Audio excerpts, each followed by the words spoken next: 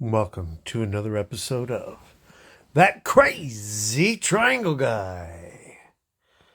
Here we are looking at Bitcoin US dollar index on the 4-hour time frame.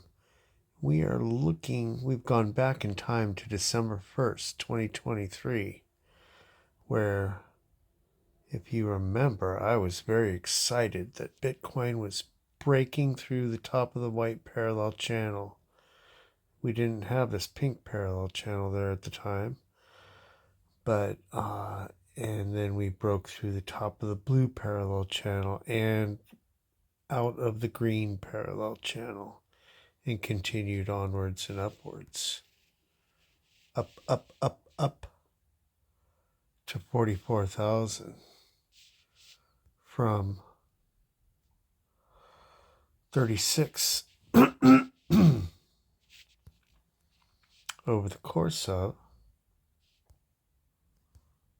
a week. Yeah. And then we plummeted back down. Anyway, let's get back to this. So currently, price action is at 38,900, roughly, right here, where that green line is. Now, we've come down as far as about 38,650, where my cursor is. And you can see where that level is, right here on the 4-hour chart. It's right here at the bottom of these candles here. That's as far as we've come down. Now that looks like a good place to stop. We could come down a little bit further, I believe. Maybe down to 38,000. Hell, we could go down a lot further, but I'm thinking we could come down as far as about 38-ish, 38.1 possibly when the US market opens. We shall see. But this seems to signify a good place to have a bounce. Now, what we did since then, for the month of December and January,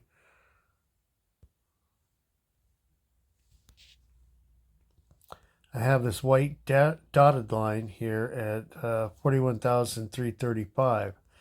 And for a month and a half, we built structure above that.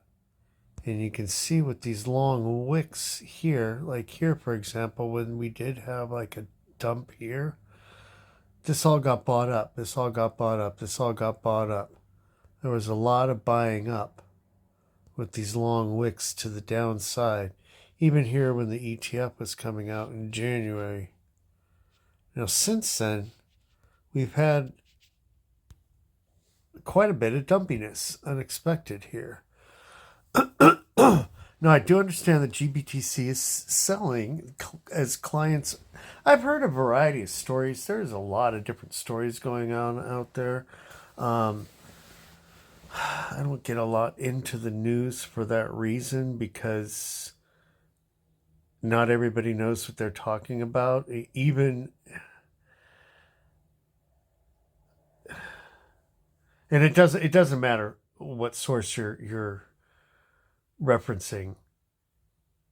A lot of them get everything all mixed up or not tell you the entire truth. So they paint the picture they want to paint. So it's hard to figure out exactly what is going on. Now, I know GBTC is selling because customers are.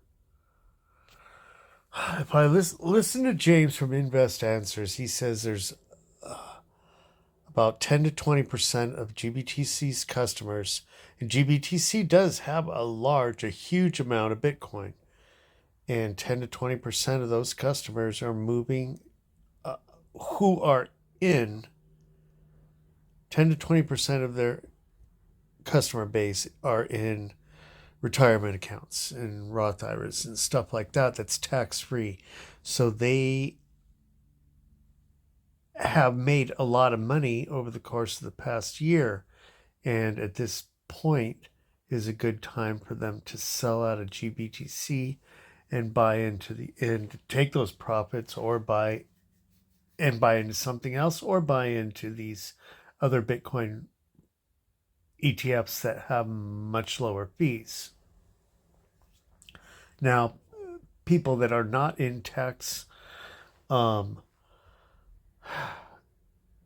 tax-free accounts like that, it doesn't benefit them to sell their GBTCs because they have to pay the capital gains tax on that, which is much greater than the 1.5% or whatever GBTC is charging. And I fall into that category. So I'm just holding on to my GBTC. And according to James, about half of those people have sold already and moved over. Now, the other ETFs are absorbing all that selling pressure. So on top of that, there's these other ETFs are still pulling out Bitcoin from the market at a much greater rate than it's being produced. So I'm not sure where all this selling pressure is coming from, but I know there's a lot of fear in the market, and I know there's a lot of people calling for 35,000, 30,000, all this other stuff, and they have been for a while now, and I think it's unwarranted, but it's kind of a self-fulfilling prophecy when all the YouTubers and influencers and people out there are saying something. The market tends to go in that direction, at least, or is more apt to go in that direction. And I think others are just taking advantage of that. However, what?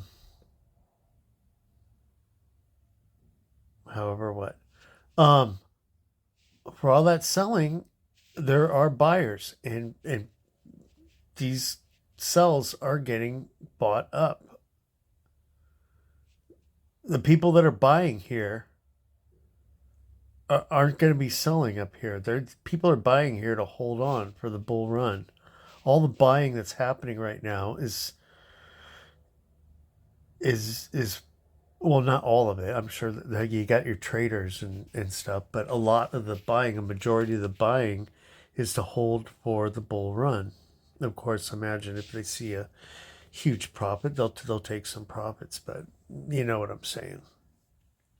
Now, I had a thought that we would bounce here at the top of the white parallel channel, and we did not. This was a good bouncing point right here where this green line intersects the white line, and we almost stopped there, but then we fell through, and we didn't fall through by much. And where we did fall through down to, actually, and let's put this on for a second, we fell through to the bottom of the daily Gaussian channel right here. We had been holding the mean band of the daily Gaussian channel here, and I thought that would hold. It should have held, and that's where the bottom of the pink parallel channel is. That should have held, but we came down and dumped all. Now, yesterday when I saw this dump past the white parallel channel, I saw that we came down to the bottom of the daily Gaussian channel. So I said, you know what, that makes sense that we fell through here a little bit more. But now we've come down even farther. We're dipping out of the daily Gaussian channel. This is far enough. This is overcorrected right here.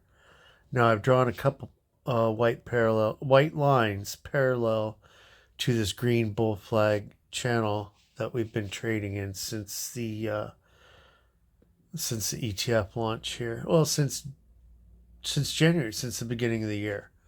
Arguably, we've been trading in this green parallel channel. Let me turn the daily Gaussian. Well, you know what? Let's zoom out first before we turn the daily Gaussian channel out. So you can see that we have, come on, been trading above it, came down into it. And whenever this happens, we come down to the daily Gaussian channel, we usually bounce out. It's extremely rare that we fall down through. And I mean, in a very bearish market, we would do that, fall down through, and in 2022, but we're not in 2022. We're in the beginning, excuse me, of our bull market. And if we go back here, well, you can see what we did since in 23, when we've come and fallen through the daily Gaussian channel. We've had a huge bounce back up. Over here, we struggled a bit, and did eventually come back up. Now, we're going to revisit this in a second.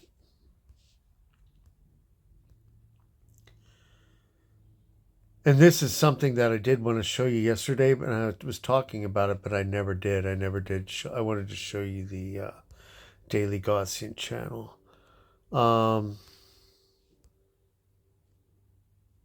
Let's go back to 1516.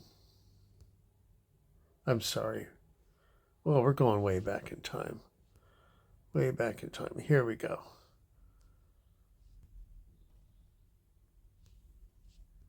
You can see our interaction with the daily Gaussian channel here. And this is leading into the parabolic bull run in 2016. We were like similar to what we've done here, came down to the bottom, bounced back up. Same here, poked through the bottom a little bit, bounced back up. So this was the months leading into the parabolic bull phase, which started right here. And then even in the parabolic bull phase, we had runs up and into the daily Gaussian channel. But when we come in there, we've gone through the bottom a little bit and then bounced right back up. Sharp corrections upwards.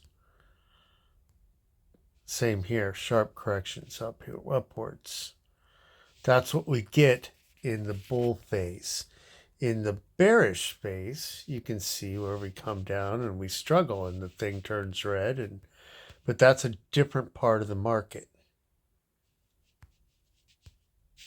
Okay, you can see the different interactions with the daily Gaussian channel depending on what part of the market we're in.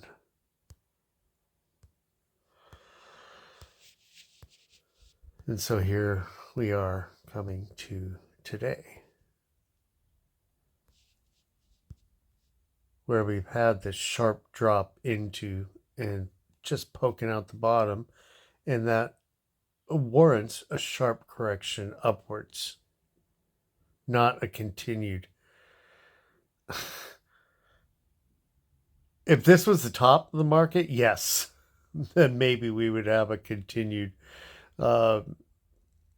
Yeah, it would not be good if we continued down here. Not good at all.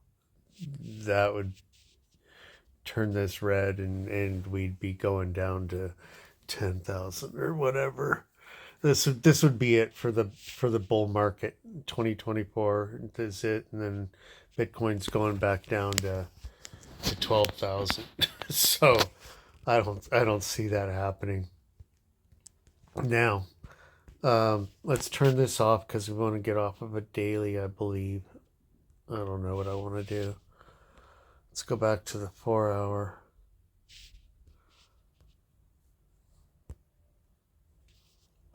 So it seems we have kind of stopped right here, but we still have the U.S. market to deal with, which will be opening in a couple hours.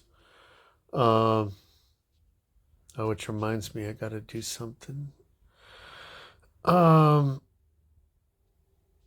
possibly we could come down as far as there, about 38,000. And if you remember, that's about the same level I had mentioned back here.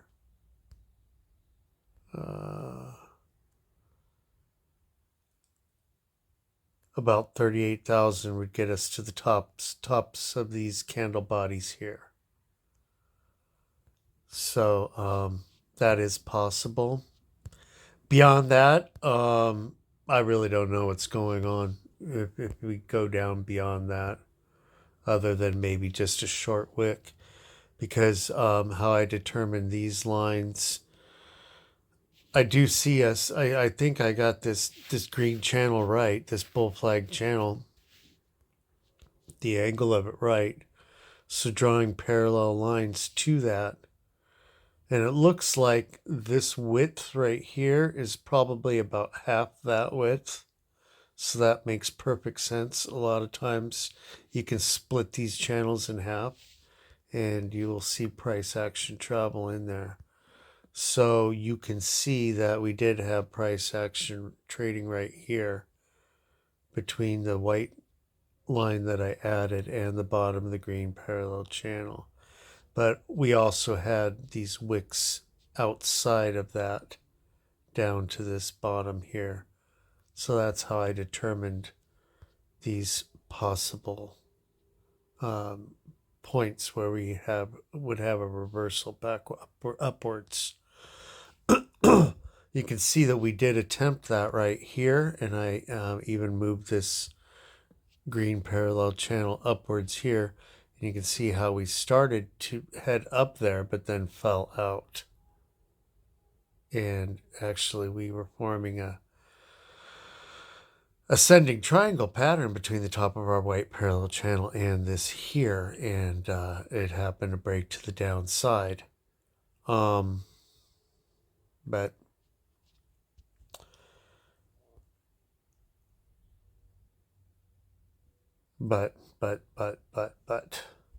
so what else did I want to show you? Let's go to a daily and let's just look at the let's look and see where we're at here. Wow. Okay, futures is trading at a $50, $60 discount to about a $50 discount to spot. I don't like that, but they, that they're just traders as well, so that doesn't mean that they have things right. And total 3 is what I want to look at. Now, total 3 here does seem to indicate, so it's trading in the same bull flag pattern as Bitcoin. And this is the crypto market cap minus Bitcoin and Ethereum. Now you can see that it does have room to come down to about 434 or possibly 433. So we could see that. And even you see this wick outwards out of that a little bit more. So maybe even as much as 430, let's say. I don't want to say 429. So we could see it come down a little bit more, but what do we do in these parallel channels? We oscillate from the top to the bottom. We come to the bottom, we oscillate back up to the top. And you can see also with our indicators that we are extremely oversold here on the RSI and the stochastic RSI. We've reset from up here and we're looking to correct back to the upside. And well, I didn't need to do that, but it's the same for Bitcoin here. Now, I was listening to Crown earlier and I didn't finish listening to him, but he was looking at this on the monthly time frame. And, see, this is where I differ with people. So he's saying the monthly, here Bitcoin on the monthly, the monthly stochastic is turning downwards here, and then that's bad, and that we're going to see a major correction to the downside, or not a major correction to the downside. I'm not sure exactly what he was talking about, but more of a bearish market lasting for months. Now, and he was pointing to something like back here, maybe, I think. Yeah. I don't know what he was talking. You know what? No, he was talking about as we. I don't know what he was talking about. Anyway, and I don't want to put words into his mouth, but so what do you have right here on the monthly with the stochastic RSI? You have it up at the overbought region. And naturally you'd think, oh, yeah, it makes sense that we would come back and turn back down. Until you go back and look at what we did here in 2016, what I was just talking about with the Gaussian channel. It's very similar right here in the months leading up to our parabolic bull run. You can see this is the upward move that we are currently making leading into the parabolic bull run. Now, this is on a monthly basis or monthly time frame, remember. So let's actually measure that.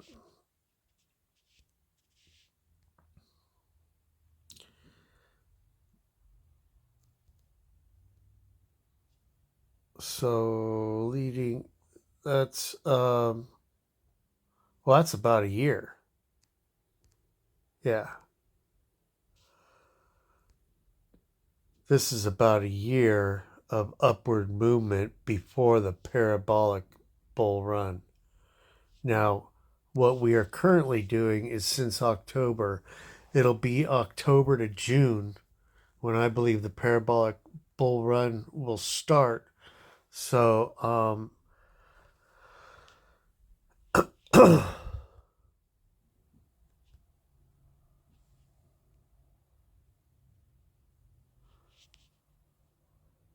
so this is what we did back here leading into the parabolic bull run. We didn't have a major dump down. The stochastic RSI didn't come all the way back down to the bottom. We didn't have a big drawdown. We did have this here, this pullback here, and actually, other than this huge wick right here, what kind of a pullback was that? Now this is a different time, so the pullbacks were much greater then.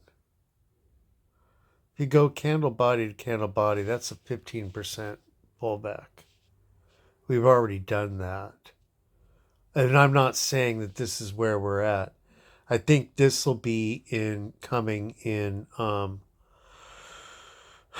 February or March, closer to the halving event is when we'll see a kind of a sideways and downward pullback.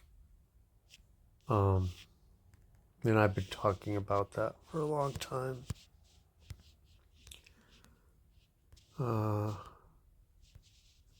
Where are we? Here we are. Now, I do want to show you something on the weekly time frame.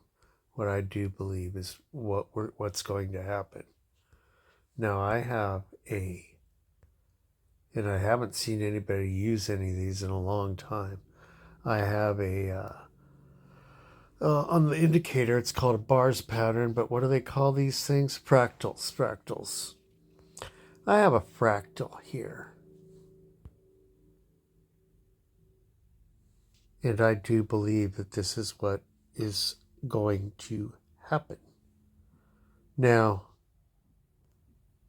well, It's really hard for me to click on it. I'm going to stop this because it's going to be boring, even more boring than it already is.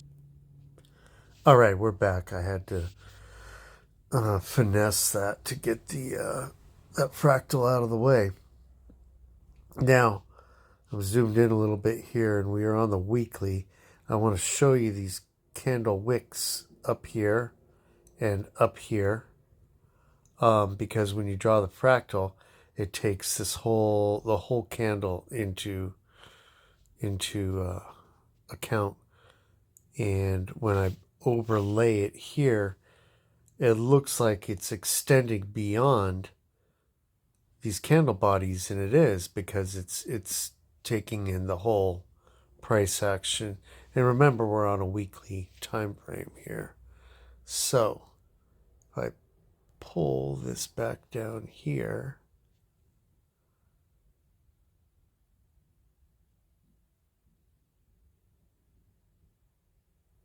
like that, it is very, very similar to, it's very, very similar to this price action we just had. And this is honestly what I think is going to happen. That the rest of this week we will continue back upward. This is almost exactly what I think is going to happen. That we will continue onwards and upwards over. I think the rest of this week we'll just get back up to the pink line here. And then next week we will continue onwards and upwards here. I don't know if we'll come all the way up here, but we'll head up this way. I think the overall picture here is the same as what's going to happen. And we will continue on up here. And then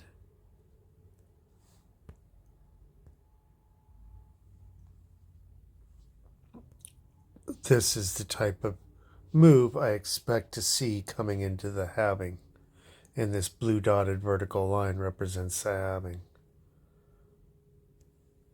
So the move we're having right now, this sharp move downwards, is not the same as this move. This is more of the move I expect with our cup and handle patterns that I was talking about earlier. I don't think in the other, on a couple videos ago, when I gave everybody a cup and handle and a whole bunch of altcoins, I don't think we're quite making the handles yet. Possibly on some we are, and some, I think it's just this little correction here. We move up again, and then we make an extended handle here. And then this is where our parabolic run starts here in late June, July, mid-June, July. Now, by the way, this is right here is at 48,000, and that's the price, what the price should be around at the halving. And typically, leading into the halving, we run up higher than that price and pull back down into it. The people that are calling for this pullback right here, this major correction before the halving, are talking out their asses, because that is not what happens. We go beyond the price at halving and pull back down into it. And I don't have my other halving lines drawn. Maybe I'll switch charts here. All right, so I pulled up another chart that has the halvings marked off here with these blue vertical lines. We're on a weekly time frame, and this is the 2016 halving on July 9th. You can see that before the halving, and let's actually measure this.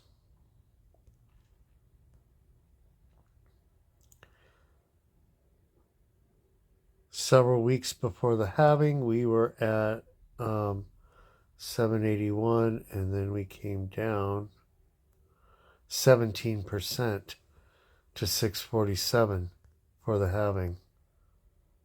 Okay, so nowhere back here did we dump down. I mean, I guess you could say we dumped down here, but we went up into the halving and then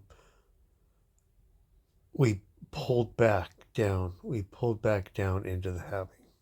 We went up way before the halving and pulled back down into it. So anyway, that was 2016. And the next one was what was it? It's May, I think. Here we are. Yeah, May 11th, 2020. Oh, the first one was in November of 2012. Let's see what that one looked like.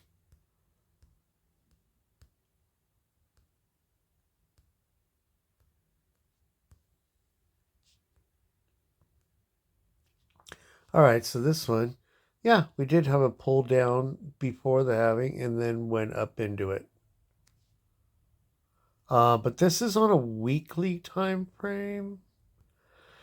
And right now we are about February, March, April. We're 3 months out from the halving. And this is November 28th. So we go back to October, September, and August 28th.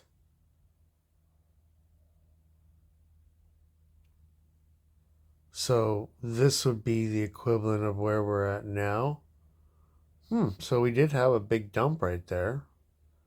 And then went upwards, and then downwards, and then upwards. But see, this falls in line with what I'm thinking is going to happen. Kind of. But this, I'm sure this dump is much bigger than, and this is way back in the beginning than what we're doing now. Okay, let's see what happened in 2020. Although 2020 was really weird because the halving was right around COVID. I was right after COVID. So I've always said that we should exclude this. Yeah, this is really, really weird.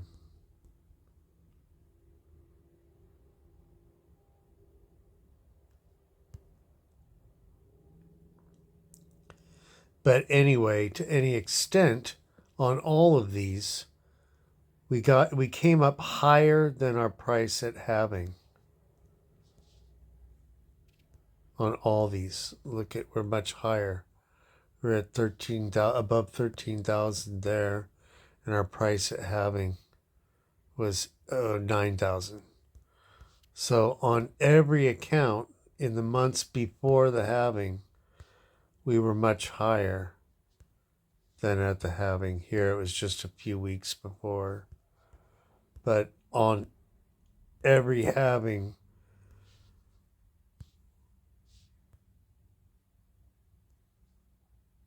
well, here we were about equal.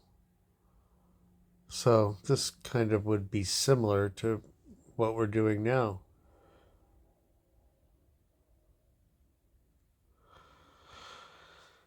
Anyway, there you have the history of the halvings, kind of.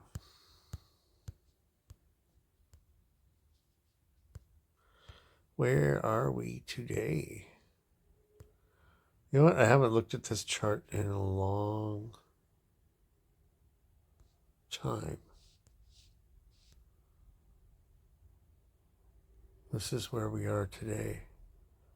At 38, we're just under 39,000.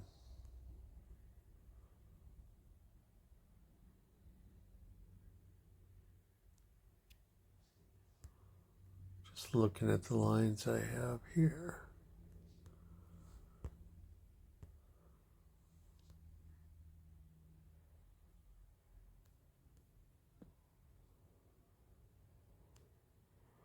Yeah, see that yellow X is the price we should be at having, 48,000. So I maintain that we come up above that and down into it.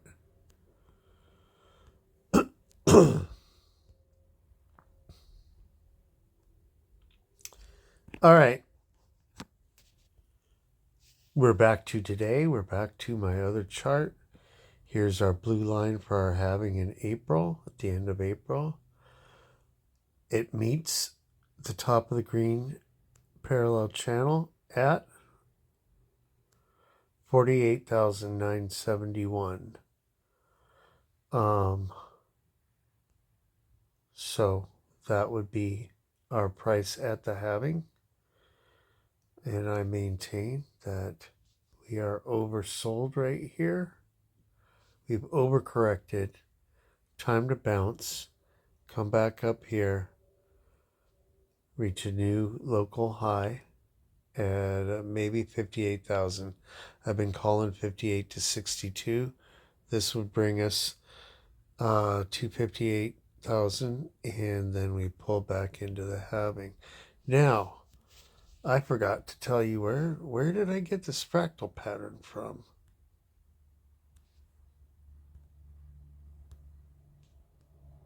Where did this fractal pattern come from? And is it really possible? Could we really do something like this if I can click on it? Jesus, I hate this. I can click on it and move it. Is this really possible? Well, yeah, because it's what we did right here. That's where I got it. It's what we did in earlier this year between January and July. Right here. So, yeah. See, we just did this. And if you remember,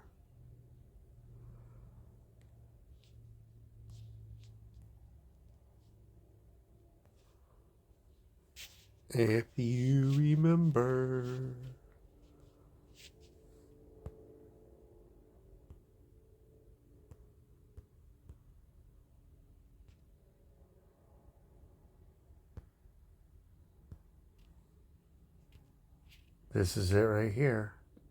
And what did we do?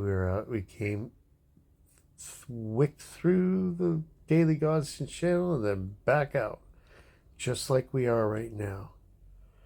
Then I think we will do this. This will be the halving right here. And then we will, I don't think we're going to pump out like that from the halving. I think we're kind of going to go sideways up a little bit and then boom. All right. I think I've talked a long time, and I still have to go do something with my other portfolio. So, like, subscribe, and before we go, let's just take a look at where everything is at. Let's turn this guy off. Let's go to an hourly, maybe. I thought I moved you guys. Yeah, we're just kind of hanging out right there.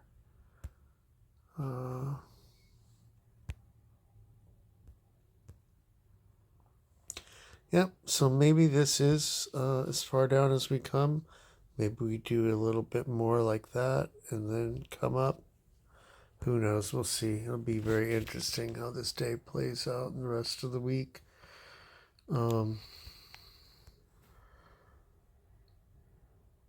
Okay, spot and futures are about neck and neck right now, so that's a good thing. I don't think anybody knows what's going on. Nobody knows what to do. But I imagine pretty soon all this is going to get sucked up. And what is Total 3 doing?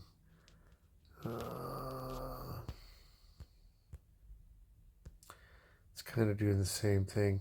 It could come down more to here, about 430, 431, something like that. Um, or not, doesn't have to. Doesn't have to come down to the bottom. You know, it could just come down here and go up. Come down here and go up. It doesn't need to come down to the bottom. But it certainly could. And it even could come out a little bit more. All right. Or it could do a loop-de-loop. All right. See you next time.